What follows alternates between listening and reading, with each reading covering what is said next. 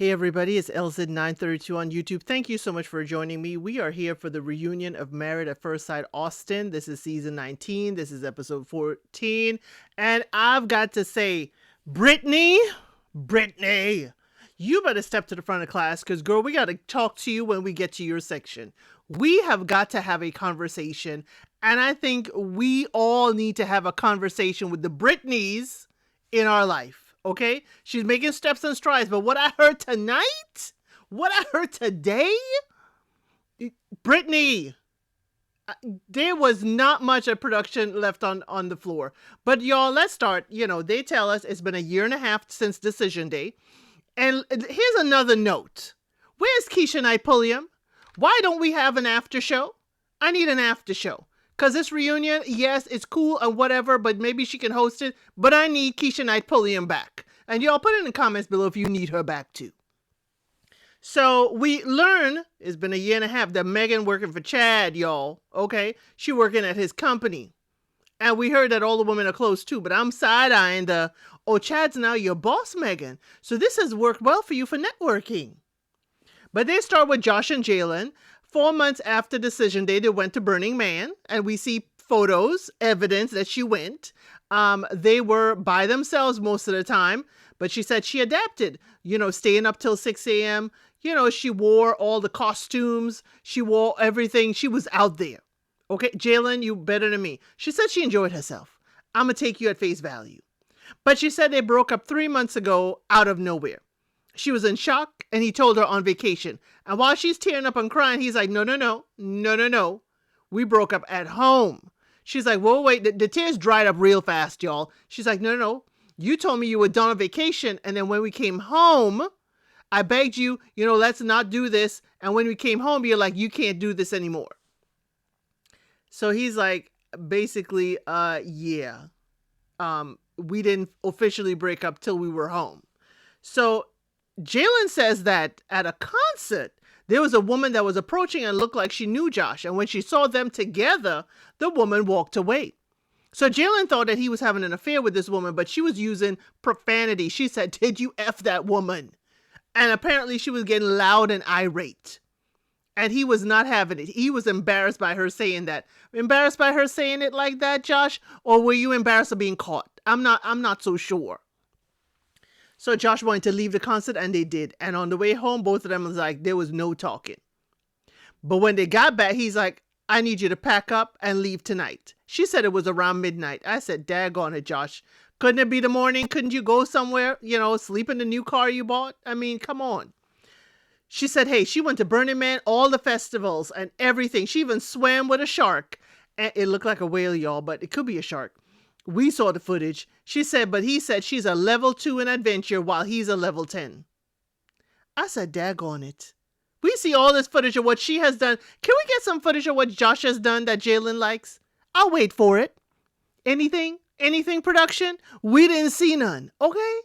So he said he knew when he bought a motorcycle and truck because he makes impulsive decisions when he's unhappy. So he knew he was unhappy.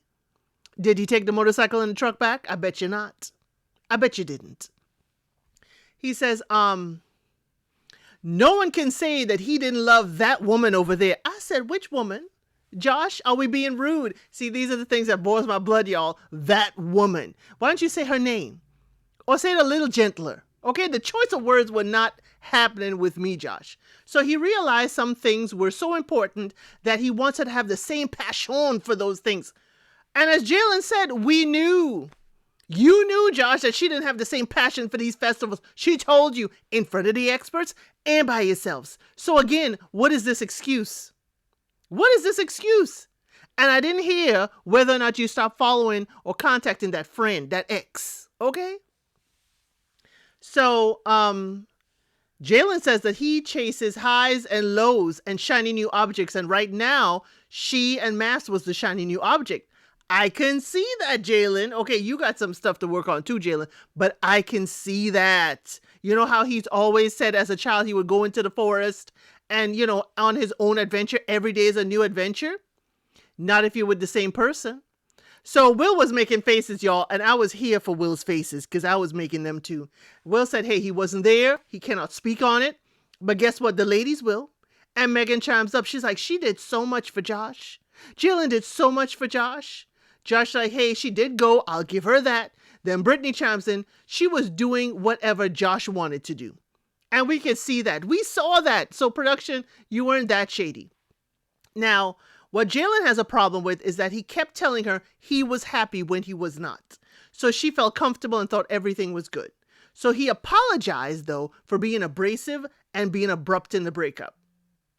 But then she also tells us that he lied about the age of his assistant. He said, oh, she's in her 40s. And Jaylen like, that girl in her 20s. And Josh is like, that is absurd. That is absurd. Josh, we know you like to lie about absurd things. Why did you lie about blocking the ex and you didn't? So, hey, you got no leg to stand on right now. So they ask, are they dating? Josh said, yeah, he's been on a couple dates, and the ladies look at each other on the couch. Y'all, this was a whole looks party because everybody's like, y'all heard that? And the videos apparently was sent to Jaylen of him with a girl all over him. And he asked her friends to lie to her. And, that it would be silly to tell her, what has happened, XYZ, blah, blah, blah. He's like, I didn't tell your friends to lie. He denies it. He's like, no, I didn't. I just told them not to tell you. And not telling is not a lie. Yes, it is. Yes, it is, Josh. I'm sorry. This little gray area you're in, I need you to reconstruct it. Okay? He said, he doesn't expect his friends to tell him if they see Jaylen dating. But he denies that it's a lie. Jaylen's like, hey, we've been living together for a year and 3 months, and you never said you were not happy. But y'all, they had gotten a dog together. She got custody of the new dog. And, y'all, when we see the footage of her with the dog, she and the dog, the way they behave is like her mama with her dog. In the bed, licking the face, all kinds of stuff. And I was like, oh, wow. Oh, wow. She got it from her mama. So that is the end. Josh and Jaylen are no longer married. Okay. Next up is Belinda and Chad. They ask, are you still married? Chad is like, no. Belinda said things changed at the apartment, the intimacy level. After the vacation coming back, the intimacy level dropped. She said she's not an initiator, but she tried. And she tried to say, oh, all he had to do is tell her, if the dog needs to leave, for them to be, intimate or whatever. Why does he have to tell you, Belinda? Why don't you just, if you're initiating, make it accommodating, okay? Get rid of the dog and tell your husband, hey, I have made a place for you within the sheets. Come on. Chad does tell us that he doesn't sleep well. He stays up till like 1:30, either listening to things or watching the TV. And, she also said that he would be drinking too much. Now, we could kind of tell that, at first I thought the whiskey was to relax, but Chad, that ain't going to help you sleep. But she said he falls asleep sometimes with a drink in the hand. And she is going to hold him accountable for that. Now, Chad, I need you to handle that ain't sleeping. Because that ain't sleeping could be what's causing all this anxiety and panics and these lashing outs. I need you to handle that. Go see the VA people, please. So Belinda says she was going to move in with him. And the cat was brought down. And her dog kind of spooked the cat. And Chad yelled at her dog. And yelled that the dog was untrained and didn't know how to behave. And she said her dog was just curious and was doing nothing wrong. I ain't believing it, Belinda. We have seen your dog do a whole lot of stuff wrong. And if y'all don't believe me, go back to Dr. Pia's visit. That dog all up in Dr. Pia's face, all up in the mix, between and betwixt. Belinda, you do need dog training. You do need some dog training, okay? She said, she froze and panicked when he yelled at her, and she just grabbed her things and left and did not move in. Chad said he'd been dealing with anxiety issues and he was not rational at that moment. The cat dug their claws into him and the dog came, at them, and he just didn't handle it well. Chad, not sleeping and the drinking is not going to help your anxiety. It's not going to help that. It's going to amplify it. Please go handle that. Then we see never before seen footage at Megan's. They had a cookout, and Belinda said she didn't move in. She told the ladies that, and it didn't go well with Chad. Chad said his anxiety came over him when the cat climbed up on him, and then the dog came over. And I don't see the dog as just coming over to be curious, but even if the dog is curious, it's like, I don't think the dog would listen when you say stop. That's just me. Judge said, hey, y'all can work through this. Chad's like, hey, it's up to her. He is not going to play second fiddle to no dog. And I'm with you, Chad. I ain't playing no second fiddle to no dog. Chad said, I am the alpha in my house. What's going on in my house? I'm the alpha. I understand that, Chad.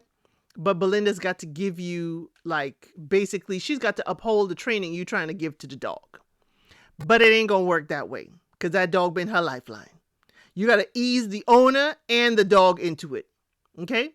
He said he won't say everything in front of the camera. See, on the couch, he's like, I ain't going to say, no, not on the couch. He was at the cookout saying, I ain't saying everything in front of the cameras. And Belinda said, hold my beer. I will air you out in front of the cameras. Oh, you don't want to say it? I'm going to say it for you. She said, you said the cameras and the production were triggers. Now it's not even that. Now it's my dogs. I'm like, Belinda, you will air this man out. Why? Why? He did say he didn't want to say it. See, that to me is disrespectful. He said he didn't want to say it. He didn't want to air things out. He wanted to just let it rest, but you want to air him out. Belinda, again, we're seeing that the respect you want shown to you, you don't show to the other person. So Chad, because he didn't want to say this and do this in front of the cameras, Chad walks out and said, F all of y'all, and take this mic off of me. The host is like, oh, that was harsh looking back at it, you know, even if you were frustrated. So Megan speaks up. Y'all know that's her new boss, okay? She speaks up and said, you know, because she too has acted up in front of cameras, she understands how Chad has felt, you know, and, you know, we need to give him a little bit of grace. Okay, Megan, we see who's your new boss. You want that good review at the end of the year. Will, you know, did co-sign and say, you are not your worst moments. That was just a moment in time. That does not, you know, encapsulate all of who you are. So Chad said nothing else worked. So the show seemed like a divine intervention when he was looking for a wife, looking for someone to share his life with, but he got overwhelmed. Now we can understand that, but Chad, is how you deal with overwhelmed. Okay? I'm going to need you to go see that lady about that. Pat says, you know, Chad did talk to him about his frustrations with production and he did feel cornered. Belinda said it's a turn off for him to be rude and have ugly behavior. It reminds her of her previous marriage. She says that he tried to manipulate her to think that the producers were doing something. Now, Belinda, I think, yes, you could say he's trying to manipulate you into thinking the producers were doing something, but did you sit and think on his level? Because I would be frustrated too. I would be frustrated too if the production and producers were changing schedules and all of this, and I'm trying to do work. Now, he may have twisted it to say they're intentionally doing it, but this is where you as his wife would pull him off the ledge and say, hey, they're not intentionally doing this. How can I help you work through this? Now, they did ask Chad about the text messages with Josh, and I'm like, I went back and Chad said he talked to Josh about it. He didn't say he text, but y'all want to say he text. Okay, y'all showed us the talk, but did really a text? Okay, he don't remember it though. Chad don't remember it. Josh said he doesn't remember it, but he didn't have issues with production. Josh, are you throwing Chad under the bus? Okay, are you throwing Chad under the bus, or are you hoping for them not to give you a bad edit? Chad said sorry he hurt them with his words. He wished he could go back and unhurt all the people he hurt. But he does wish that Belinda finds happiness. When asked dating, Belinda said yes. Jaylen said the new guy is great and sweet. And y'all, Chad was uncomfortable listening about this new guy. He was moving around. And I was like, They do show never before seen footage. And, you know, Chad, I see why you don't want that dog in the bed. I see why. They show a montage of everybody. And they ain't really asked Chad about his dating life. But the dog has his butt to Chad's face. Not only that, his back legs was gut punching Chad. You know, that dog need to get out the bed. And Belinda's like, no, he just, Chad is like, I don't want his peas in my face. She's like, oh, he got cute little thingies. He got cute little peas. And I'm like, no. I'm on Team Chad with this one. This dog needs to be trained. The dog has his beans in Chad's face and kicking him in the stomach. There's no way I can relax with that. But anyway, as I said, we're moving on. Next couple, Will and Britney. Y'all, I hope I can make it through this because Britney, I would love to sit down with you. Baby girl, baby girl, I would love to sit down with you because what we go through in this, with this reunion, okay. Will says there's no relationship. Britney said they, spoke over a year and a half ago, but they're no longer together. Will left for a few days after decision day, and things didn't seem right. He said he broke up with her when they got back, and he didn't like seeing her sad on decision day. That's why he changed and said yes. Now, they do ask Britney, would you have preferred he said no on decision day? Britney said she had an inkling something was going to happen and she was prepared for a conversation. Now, how it happened threw her off. He was rude and he was cold. Now, they do show us footage, and y'all know I'm going to have shorts for y'all for these last 2 episodes. They show us footage of the breakup. They're sitting on the couch. They talk about the week was emotionally draining and he doesn't want to do this anymore. Okay? Britney keeps talking. She follows him to the door. While he's wheeling his suitcase outside, she stands in front of the door. And I'm like, Will ain't no different in his tone or demeanor throughout the whole experiment. So what is the cold? He was rude and cold. But y'all, this is where I had a problem. Britney is begging this man to stay. Y'all, she is begging Will to stay. Please don't do this. Please don't go. Please don't do this. Could you tell me you love me? You are standing at the door. This man is wheeling his bags out the door. You are blocking this door and you tell this man to say can you tell me you love me? What universe are we in? The man has packed up and he's walking out the door. Let him go. Not to free him, but to free yourself, Britney. This moment, I was infuriated. Let him go. Do yourself that favor. She does walk away, y'all, and let him walk out the door. But that ticked me all the way off. So the cookout, apparently they had a cookout afterwards, and of course they had to film. And they asked, Britney asked, how has she been? And she says, oh, how could he treat her like she was nothing? I said, girl, he been treating you this way the entire time. Did I miss something? Because Britney, the footage we see of Will has been treating you in a particular way and you've been crying over it. So what do you mean? How could he all of a sudden treat you like you nothing? He been doing this. So she cuts him off when he was going to answer that. And he asked, can I speak? Can I speak? And the other ladies chime in when he was being snarky. He's like, can I answer? And then he said, thank you. And they're like, see right there. Ladies, stay out of it. Let these 2 grown folks handle their business.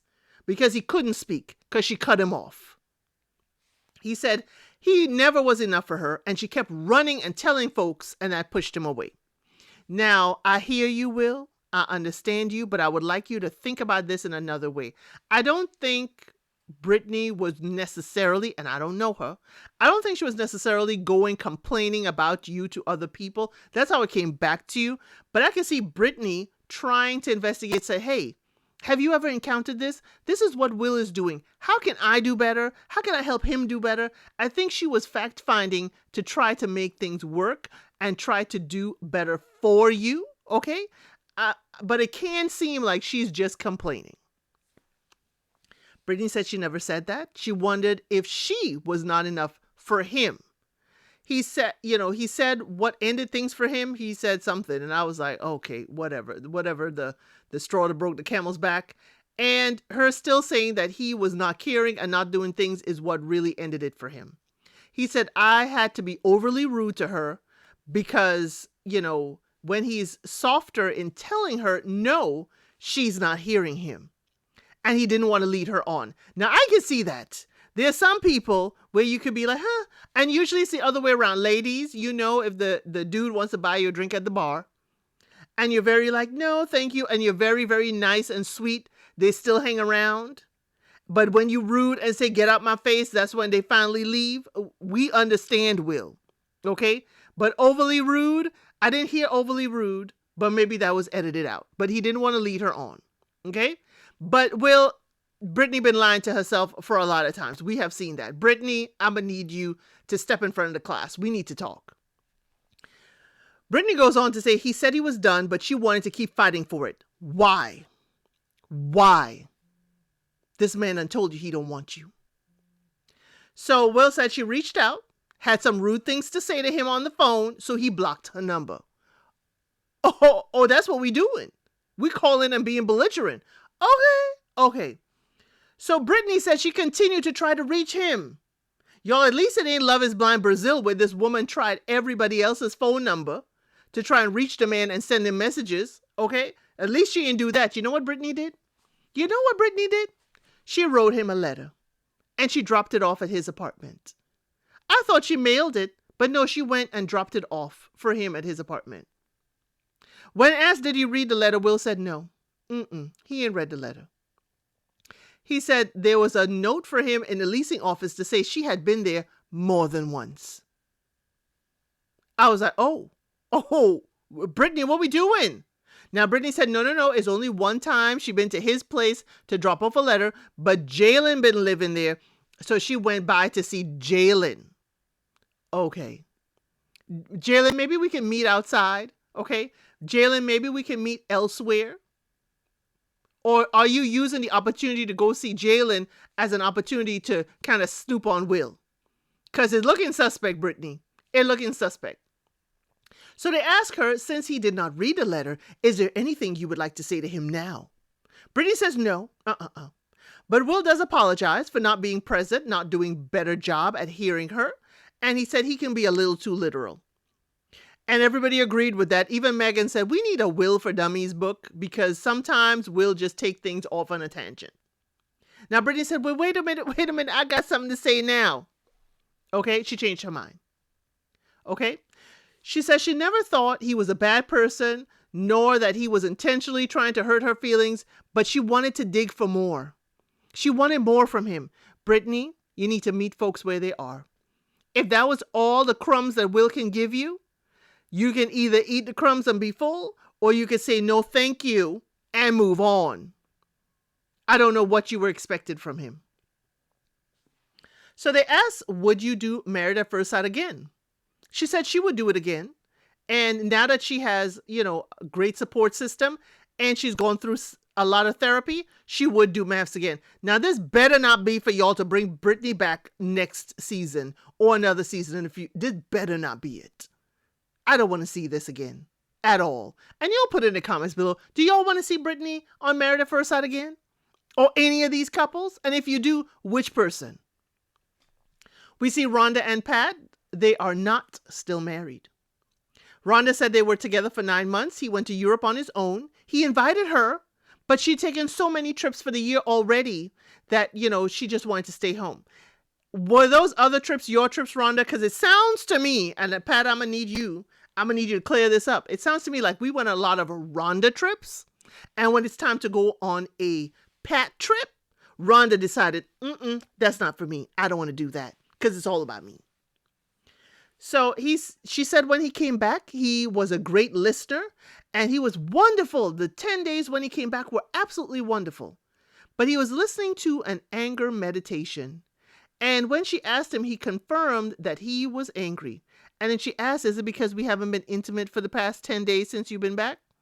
He said, yeah, that was it. And at dinner that night, he said he was done. And when he said that, she left. He said his physical needs were not being met in the relationship. Now, y'all remember they were jumping bones on the wedding night. Okay. Rhonda said that Pat is very insecure and it was a turnoff romantically. She wants someone to be a man, make a decision on decision day, say what he wants, not go back and forth like he did on decision day. And that he was whiny on decision day and it was a complete turnoff. Really? Really? But I can see how you feel that way, Rhonda. Okay, I can see how you feel that way. But he did make a decision. Are you saying he can't change his mind? He was processing things. And with new information, he changed it. I can see how you feel. But to come out here and say he was whiny and he insecure and all that, I was like, Rhonda, it seemed like you really digging into Pat. But she said she told herself she would commit to a year together. But she also said he told her that he does not feel worthy of love if there is no physical intimacy. Pat said what he heard from her is, I lost all respect for you and I'm not attracted to you. And when he heard that and processed that, a switch flipped off for him. And when his switch is off, it is off. Rhonda says that Pat wanted a wife and not necessarily her. He just wanted a wife and physical intimacy. And I said, Rhonda, to be fair, Pat and y'all don't know each other. Y'all are all there for a wife or a husband. You don't know who you marrying. So again, how could Pat be wanting to marry you specifically when he didn't know you? Rhonda, again, oh my word, you were frustrating me. So she goes on to say that he was looking for intimacy that would lead to a connection. She wanted a connection that would lead to intimacy. But Pat said what he learned about himself is that he consistently puts people before himself, and that's to his detriment. And he has learned to love himself, and he said it may sound awkward, but he has learned to now say, Pat, I love you on a daily basis. Rhonda says she learned that she likes to control a situation. As she was a single parent, she was controlling everything, and she could have given him more grace. Now, y'all remember I said she treated him like one of her children. She's trying to manage him like one of her children. And we see and hear that that was the case. We don't hear about if they're dating. We didn't get that question. Let's move on to our final couple. And y'all, please, it's not a trigger warning per se, but it's definitely something sad occurred. We learned that Megan and Derek had a miscarriage. Megan is, told us, and she is crying. Derek said it has been rough. Soon after, decision day, they got that news, and it was extremely hard. Megan goes on to say that they had a lot of fights because they are both stubborn people, but she wanted marriage counseling. And he felt that it was too much and too raw to speak about things openly. She goes on to say that he broke up with her over the phone and left a week later. Now, the host does ask, would he have said yes on decision day if she was not expecting a child? Derek said he was not happy, and neither was she. No matter what the decision was on decision day, this outcome of not being together would have been the same. Megan felt like he was demeaning the relationship, thinking they weren't going to work out. But hey, she has learned a lot, and she has become a better person now. Derek hopes that she finds someone who loves her, and they wish each other the best. They're both dating, okay? She feels seen on her dates now. Those men are making her feel wanted and validated. And he has been dating someone for 7 months. And they are excited for the expectant child.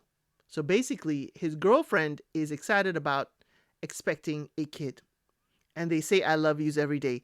And I wondered how that was going to affect Megan. It would be really hard hearing, after the sad news that he's already expecting with someone else. I'm like, Derek's swimmers be swimming. Derek's swimmers are saying he won them 3 kids. We got to put in some work, and they've been working overtime. So Megan says she's happy for him. She's like, it's funny he's been dating for 7 months, but she saw him on a dating app just a couple months ago. And she forwarded that on to the other ladies. And he confirmed he is off the dating app, but y'all, it was shady because Will just folded his hands like, ooh, dude, you busted. And you sit next to me? I don't want to be sitting next to you. Will was our reaction the entire time. But hey, Derek confirmed he is not on the dating app. Y'all, then they show us the previews. Apparently, there are going to be more couples in this new city. And one of the brides said one of the groom that she has been paired with is not a complete stranger. I'm looking forward to that because we saw that happen on Married at First Sight Australia. But y'all, that is the end of the season for Married at First Sight Austin. I hope you had a good time. I hope you had a wonderful time here. And I hope I will see you on the next one. Thank you for watching. Please like, share, and subscribe to the channel.